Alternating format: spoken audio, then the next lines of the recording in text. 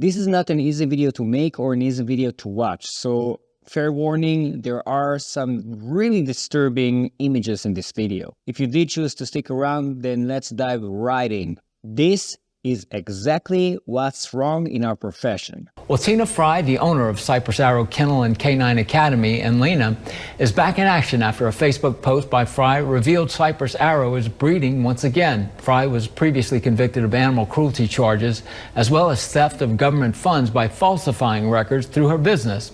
And when I say our profession, I don't mean veterinary behaviorists. I mean the entire community of dog trainers and people that work with dogs or work with animals in general. Sadly, and just so you know, it's not just me that thinks so. It's actually dog trainers as well. There is no one specific organization that gives licensure for dog trainers. So unlike a psychologist, unlike a social worker, a lawyer, a doctor, a veterinarian, there is no diploma or there is no specific guidelines that have to be followed in order for someone to be able to call themselves a dog trainer. And the result is all kinds of dog daddies and Caesar Milans and all kinds of people that just claim that they're dog trainers and have no knowledge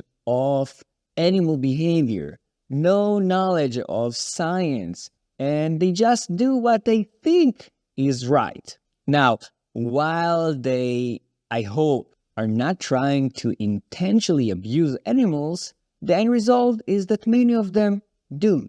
Now, this specific lady and her daughter were actually arrested and were even convicted for theft. The theft had to do with their business, their dog trainer business, as much as I understand. But other than that, they are probably also going to be prosecuted for animal abuse. And this is why, again, I warn you, it's not easy to watch. Now, these videos became public some time ago, I think something like a year or 2 years ago, and there was a whole uproar about their way of treating dogs, and they closed their Facebook group, and they closed their business site, and all of that.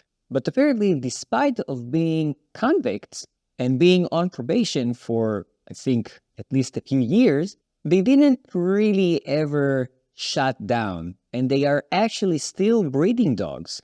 Now, you might say, okay, they're breeding dogs. They're not training the dogs. But what do you think? They're breeding the dogs and then they're shipping that mother dog to be placed under someone else's supervision, and then they're going to send the puppies to someone else for training? No, it's very clear that they are probably the ones that are still involved with those animals. Now, I don't know if they're abusing those dogs as well. And I do feel comfortable enough to say that they are abusing. And I can say that because of the videos that I'm seeing and as a professional. So why would someone like that still be allowed to use animals, still be allowed to work with animals? The reason is that because there is no good legislation around it and there's no good organizations that are actually approved or required.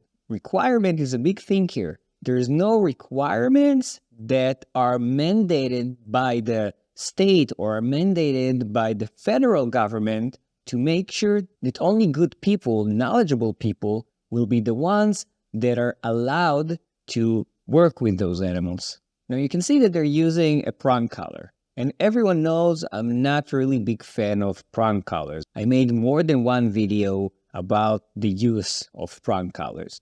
But many times in the comments, people will write, no, if you use it correctly, then it shouldn't hurt, then it's actually a good tool, especially for big dogs like Cane Corso. But I'm sure that even those people, which I disagree with because I really don't think prong collars are necessary ever, I'm sure that even these people will say that this lady is not using it even closely or even remotely close to how you should be using a prong collar, even if you do agree that using prong collar is a good thing.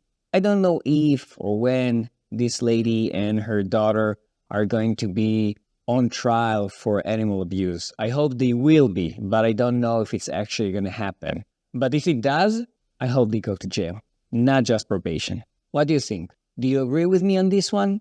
And if you want to know why I don't like prong collars, it's because of all of these misconceptions. And I made a video debunking all of them.